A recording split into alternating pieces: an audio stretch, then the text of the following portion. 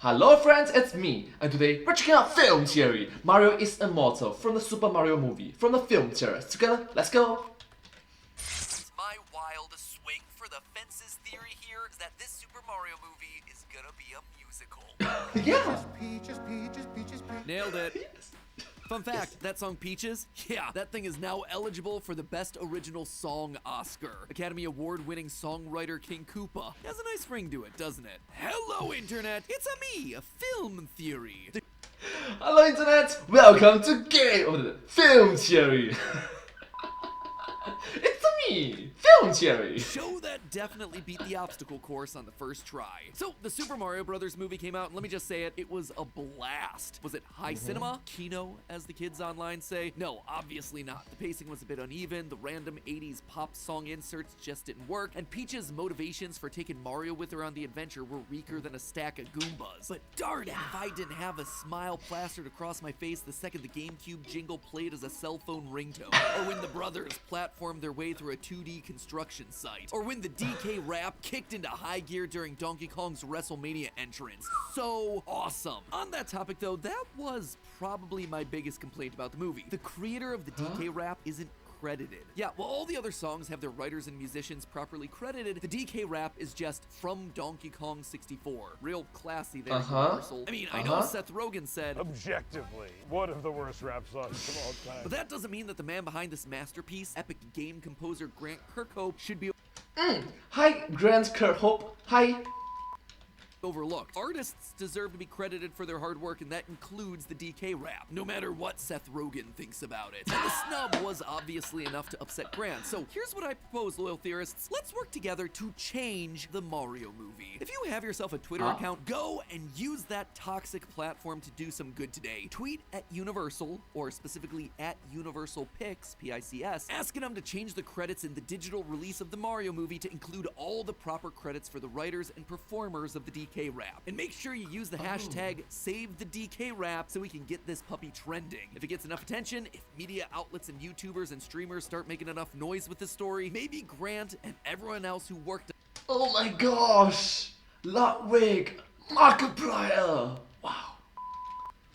on this thing will get the credit that they deserve for writing a song that so many people love, or at least me. I was so hyped when they played this. I will fully admit my bias here. I'm not usually the type to get really excited about nostalgic like memberberry stuff, but man, that was an Easter egg I did not see coming, and it hit hard. But beyond the music, the missing credits, and the beautiful animations, we all know what I was really there to see: the lore. Yep! The lore! Let me tell you there, friends, there was so much in this thing. We here at Theorist HQ actually have a ton of ideas, and we're definitely going to be diving further once it's available to scour frame by frame. So super jump on that subscribe button right now so you get notified of when all those episodes come out. But as of today, in true video game fashion, we're going to be speed running our way through 4 mini theories that may just change the way you look at these core Mario characters forever. Today we're covering everything from Peach's mysterious origins and the twisted logic of the Mushroom Kingdom to the realities of the wider meta Mario-verse. So suck down a mushroom and design yourself a cart, friendos. Let's-a go! So let's kick things off with theory number 1. You cannot die in the Mushroom Kingdom. One subtle detail that I think most people overlooked in this new movie is how they visualize the damage that Mario is taking. Through all of the punishment that he takes in the Mushroom Kingdom, Mario comes away basically unscathed. For instance, in the arena battle against Donkey Kong, Mario gets rocked. He's grabbed, smashed, tossed, slammed, and made into the equivalent of plumber Play-Doh. And yet, his body reflects none of that damage. He is literally on the verge of passing out. There's not a scrape or bruise on him, either during or after the fight. Big deal, right? It's a Mario movie. What do I expect? It's not like they're gonna show the main character bleeding or something. Except that's exactly what they show us during the movie's final fight. During the final battle, all the characters are sucked back out of the warp pipe and launched into Brooklyn. And here, we once again see Mario taking a lot of hard knocks, except this time, his body is showing all the damage, complete with a black eye and a bruise on his cheek. I mean, these sorts of design choices aren't made casually, especially for big feature film collaborations between two companies like this. And especially when one of those companies is Nintendo, one that's so protective of their characters that they gave Disney notes about how Bowser would hold his teacup in Wreck-It Ralph. It's also not like Bowser was rougher with Mario out here than anything we saw happen inside the Mushroom Kingdom. There are multiple occasions where both Mario and Luigi probably should have died during their adventures. Adding to this idea, early on in the movie, we see Bowser uses flame breath on a disobedient Koopa. But instead of killing him, this act scorches off all his outer flesh, transforming that Koopa from a turtle into a dry bones.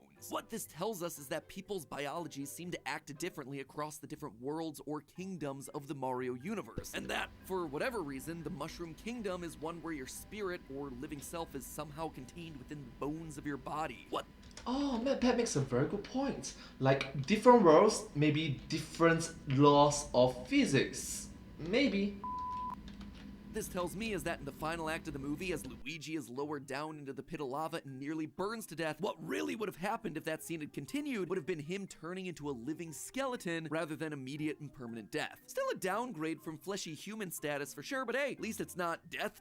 So take a chill pill there, Luigi. Death only appears to be permanent if it's out in the real world. Theory number 2. Did you notice the cavalcade of Nintendo references that are packed into this movie? Of course you did. It's impossible not to notice them. There were so many in this thing that the new Rockstar's Easter egg video that breaks this puppy down is gonna be longer than the actual movie. Some of my personal favorites, obviously the songs I mentioned earlier, like the DK rap, but there was also the Super Mario rap from their old TV show that was used in the commercial. We're the Mario Brothers and plumbing's. All the construction signs have Game & Watch characters on them, that's really fun. There's the shot of Mario versus Bowser framed like it's a KO in Super Smash at the end, and that moment that Mario defeats Bowser by launching him with his tail, a direct callback to Mario 64. But it was the non-Mario game references that got me the most interested. Mario has a toy R-Wing model from Star Fox in his room, there's an F-Zero poster hanging from his wall, the Punch-Out Pizzeria is a big old nod to the boxing adventures of Little Mac, which is also fitting since Mario was the referee of that original game. There's also an Ice Climbers Easter egg on one of the awnings of the streets of Brooklyn. There's the whole scene of him playing Kid Icarus, which we're gonna talk about a lot more later, but to me, it's what isn't there that stands out the most. In a movie that's literally a Nintendo victory lap, crammed full of every IP they got, the omissions are telling. Did you notice the distinct lack of anything related to Zelda, Metroid, Pokemon, Kirby? Well, that tells me that Nintendo has carved those IP out to shop around. I suspect that according to the contract, anything that appears in this movie would have to have been committed to a production in partnership with Illumination. And since those are the main IP that Nintendo is lining up to continue their multimedia movie push, keeping them out was an intentional choice to have them remain as free agents. Speaking of missing characters, the Mario movie is literally a timeline of Mario games. The whole thing begins with Mario and Luigi talking to Foreman Spike about their construction jobs and being part of the wrecking crew, and it all ends with Bowser's wedding where he wears the exact outfit from Mario Odyssey. Basically, this thing is giving you a complete picture of Mario across the years, beginning to end. And then they put in practically every power-up you'd want to see in this thing. Mushrooms, stars, fire flowers, sure, that's to be expected, but also mini mushrooms, tanuki suits, ice flowers, the frickin' cat suit? That made me wonder, where could they possibly go next? When your first film is literally a highlight reel of 35 years worth of games, what else can you possibly include? Well, obviously, with Bowser temporarily out of commission, the next one has got to star Wario and our meme lord and savior Waluigi trying to nab Yoshi eggs from Yoshi's Island. That one seems like a no-brainer. Maybe throw some Koopalings in there for good measure. And after that, we're gonna be taking a trip to space to explore some galaxies. Or finally, I'd expect we meet our last and most important character, Rosalina. And it's then,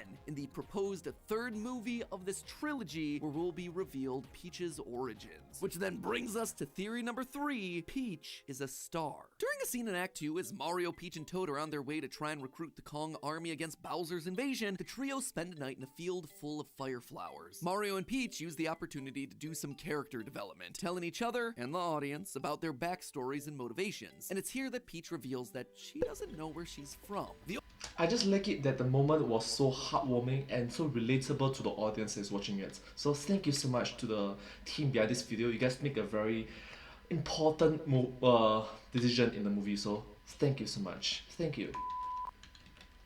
The only thing that she does know is that it's not the Mushroom Kingdom. It's here that we see her earliest memory, arriving in the Mushroom Kingdom from a pipe as an infant and then getting adopted by the Toads. Mario wonders if Peach could be a human from his world, but given the way Peach reacts to this question, I kinda doubt it. She just kinda softly smiles, turns away, looks up at the night sky, and says, "It's a big universe out there with a lot of galaxies." Now, if that right there isn't a giant neon billboard spelling out theory bait, I don't know what is. So obviously it seems like they're setting up some future films to explore Mario Galaxy stuff. And that stuff The Super Mario Galaxy movie. is going to be directly related to Peach's backstory. But I suspect we can actually get more specific here. Hear me out on this, but what if Peach is literally a humanoid star? One of the superstars that's somehow taken human form. Might sound like a stretch, but let's look at some of the evidence. If we look back at that scene where baby Peach arrives in the Mushroom Kingdom, there's lots of little details that start adding to the theory. Firstly, Peach arrives out of a pipe that's constantly glowing, unlike Mario, who arrives in a pipe that flashes as it spits him out, but then turns entirely dark. That right there tells me there's some really powerful magic on the other side of that pipe. And the most powerful thing that we see in this world are the superstars. And wouldn't you know it, they glow, just like the pipe. Secondly, the skirt that baby Peach is wearing in the scene is covered in a repeating pattern of stars and moons. A character's design in an important flashback like this likely had input from everyone up the chain of command in both Illumination and Nintendo. So this detail is something that they 100% wanted in there. Thirdly, Peach is clearly powerful. Not only is she a capable warrior, but it also appears like she's always been powerful, since she was able to do the obstacle course that Mario struggles with on her first try. The only other time we see anyone as capable as her is when Mario and Luigi have the power of the superstar at the end of the movie. Also, this is a bit of a minor point, but I figured I should mention it. We also see both baby Mario and baby Luigi in the film, and both of them have these weird little beady eyes, basically just pupils without the white sclera around it. But baby Peach, her eyes are fully formed. They're big and they're blue and they have a giant sclera. MatPat, that's their original design. Don't think too much about it, MatPat. Don't think too much about it. Has more to do with being consistent with the already existing designs of the baby versions of these characters that we see in video games, but it does certainly add more evidence to the Peach isn't human pile. The babies that we know are humans have eyes that look this way, and the babies that might not be human but might come from outer space look like this. Another big point here, when Peach first meets Mario, she excitedly asks him, "You're a human. You are a human, right?" Before commenting that she thought he'd be bigger and asking where he came from. But obviously that then begs the question, how does Peach know what a human is? For someone who grew up with a race of fungus people since she was a literal infant, it's a weird piece of knowledge to have. The bigger issue here, though, is that kids lose their memories. At a certain point in childhood, usually around the age of 3 when they become verbal, they undergo what's known as childhood amnesia, the natural and gradual loss of memories from the first few years of life. In this scene, we see Peach using a pacifier, but also able to walk. Now, human babies begin walking anywhere between 10 and 18 months, and pacifiers can honestly hang around as long as parents are willing to let their kids use them. The long and short of this is that Peach in this scene is probably around the age of 2. And even if Peach were a human and knew about it at this age, that knowledge would likely have been lost as part of the childhood amnesia process. Instead, the knowledge of what a human is seems more like some sort of innate knowledge that an intergalactic traveler might have, or at least someone who's gotten a lot of knowledge about the different galaxies and the races that are contained therein. There's also a ton of evidence that we can actually bring in here from the games as well. In some truly ancient game theories that are almost 9 years old at this point, we talked about the origins and parentage of the character Rosalina, space. Oh my gosh, we're going back in time towards 9 years old? 10 years, nearly 10 years ago theory. It's like, wow. Traveling princess from the Mario Galaxy games, who is quite literally mother to the stars. Those theories are great, by the way. They hold up really well. They're old, but man, to this day they are some of my favorites that we've ever done. Anyway, to quickly summarize here, throughout Super Mario Galaxy, Rosalina reads from a storybook about a sad little girl in search of Aluma's missing mother. Though it's never explicitly stated, the story is likely about Rosalina herself. In the book, we see glimpses of Rosalina's mother, who looks an awful lot like Peach, and who also has herself Peach's earrings. We also see Rosalina's childhood castle, one that has itself the exact same silhouette as Peach's castle in most depictions, symmetrical spires on the sides and one large spire in the middle. Genetically, Rosalina's eye color, hair color, earlobes, and even her left-handedness would all match with Peach. And even the author of this storybook portion of the game has gone on record to say that his original intent was for Rosalina and Peach to be related. There's also the French translation of this story, which makes mention of a father's signature mustache. Mario mustache! Or Luigi's mustache. So isn't it suspicious then that the movie goes out of its way to further the connection between Peach and other galaxies? The filmmakers are outright doing everything in their power but spelling out Peach as Rosalina's mom in the night sky. Additionally, the captive nihilistic Luma Lee from the movie outright Hey Lumali! Even though you are kind of says time, like hope, is an illusion. Another point towards that old theory of iterative variants of the universe and the connection between Peach and the stars. I suspect that in movie 3 they'll be coming to this realization of the family connection, and then there'll be a final reset of the timeline to start things all over again. Exactly what we saw with the original Mario Galaxy. And finally, that brings us to theory number 4, or I guess more observation number 4. As we talked about earlier, we see Mario playing Kid Icarus on the Nintendo Entertainment System, the very first home console that Nintendo released stateside. Now at first you might be thinking to yourself, so what? Famous Nintendo product being featured as an Easter egg in a movie about Nintendo's biggest franchise. What's the big deal with that? Well, it's actually huge. You see, if Mario's a real person in this universe, that means that his games don't exist. Now, some version of Donkey Kong, or in this case Jumpman, still exists in this universe. We see an altered version of the original Donkey Kong arcade cabinet in the Punch-Out Pizzeria, with a Yeti in place of DK and different humans in the places of Mario and Lady. But everything that Mario as an IP has touched doesn't really seem to be a thing in this world. The existence of the Punch-Out Pizzeria means that Mike Tyson's Punch-Out couldn't have been a game. In fact, Mario's complete lack of acknowledgement towards any of the Mushroom Kingdom, Donkey Kong, Koopa Army, the Yoshi imagery, all of that means that basically nothing related to Mario Brothers or Yoshi's Island or Donkey Kong Country exist as video games in this world. Now, on the surface, that might not seem like much, until you remember that without the Mario games, there would be no Nintendo. See, when the NES hit store shelves, the United States was in the midst of the video game crash of 1983. Consumers didn't trust video games because there had been such a huge surplus of poorly made garbage games like the infamous version of E.T. years before. That sentiment was only able to get turned around when Nintendo released the Nintendo Entertainment System, marketing the thing as more of a toy than a video game, which proved games really could be good, actually. And the main way they proved that, the original Super Mario Bros. Platformer was a pack-in title for the console. Americans only started to trust video games again when they popped in Super Mario Bros. And saw that it was a high-quality, fun game. And the numbers absolutely reflect this fact. The Nintendo Entertainment System had a launch lineup of 17 games, including the likes of Kung Fu, Hogan's Alley, Gyromite, Excite Bike, a lot of ones that, you know, really set the world on fire, clearly. And then, of course, he had the creatively titled games like golf, pinball, baseball, and of course, there was also Mario. And of that group, Mario stood head and shoulders above the rest. Of the NES's top 5 selling games, 3 of them are Mario games. Super Mario Bros. Alone as a pack-in title for the console sold 40 million units. It is one of the top selling video games of all time. Those Mario games at the top of the list total around 65 million units sold. The only game in the top 5 to not be a pack-in or Mario game sold 8 million. Zelda, Nintendo's second highest performing IP, only sold 6.5 million. And don't even get me started on Kid Icarus, who couldn't even crack the top 30 with only 1.7 I still love it, but he make a good point. million units sold. What I'm trying to say here is that without the Mario games, the NES likely wouldn't have caught the public's attention, and Nintendo likely wouldn't have survived the changing era of entertainment. Heck, video gaming itself may not have existed as a medium, considering that Mario was the game that won back everyone's trust. At the very least, the industry would have likely been set back by at least a decade from where it is today. No Super Mario means no new revolutionary 3D video game controls with Mario 64. That then translates to no new 3D platformer revolution, leading to games like Banjo-Kazooie, Spyro the Dragon, and Ocarina of Time. Or maybe, Matt, you're just thinking way too far about it. It's just coincidence. Maybe, Matt.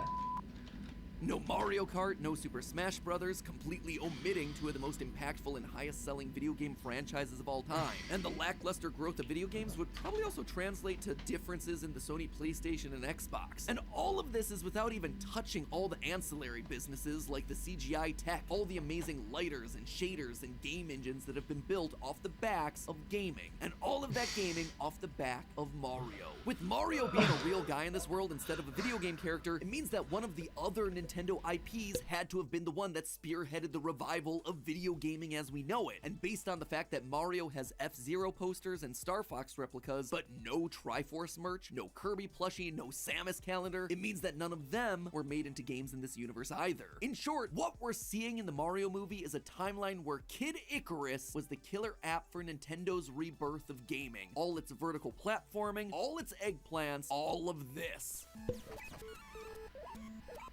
Oh no, we've entered into the darkest timeline. But But hey, I have fun. He made a good point. It's still a fun game. hey, that's just a Play Kid Icarus. Okay. Play Kid Icarus on DS. theory. A film theory. And cut. Given the wild success of the Mario movie and the Last of Us series, I expect we're gonna be seeing a lot more of these video game tie-ins in the future. I mean, we're already apparently getting a Minecraft movie led by Jason Momoa, and I shudder to think about what we're gonna have to talk about on this channel when the FNAF movie finally comes out, but we'll be there. So if you wanna see what theories we come up with when those movies start releasing trailers, smash that subscribe button like you're smashing Bowser in the face. That way you're gonna be the first to see when all of those things go live. And as always, my friends, I will see you next week. Well, thank you all so much for watching this video. I just love this movie because it sort of breaks. It's one of the sequence of movies that came out in recent years, in recent memories, that breaks the video game curse. Oh, sorry, the video game movie curse, in which the movies about video games can't necessarily be a successful genre. It's like, hey, look at this, Mario! Okay, so what is the comment section saying about this video? Let's read through this. Oh, 15 minutes ago, yeah, so I watched this video at the 9 minutes mark. And so I'm a fan. I'm a fan of the film series. So anyways, took him long enough to make a video about the Mario movie. He will have enough material for both film theory and game theory for months thanks to this. I like to point out that Seth Rogen demanded they put the DK rap in the movie. He's definitely saying it's bad out of some level of love. Peaches deserve a Grammy nomination. Peaches. But hey, that's just a theory, a film theory, and cut. And I hope to see you all in my next video. Thank you so much. Subscribe, and if you do like this video, please remember to like, share, subscribe, comment, follow down below if you have any share of us. Click the notification bell. Thank you so much, and I hope to see you all in my next video. Subscribe. Thank you so much. Bye.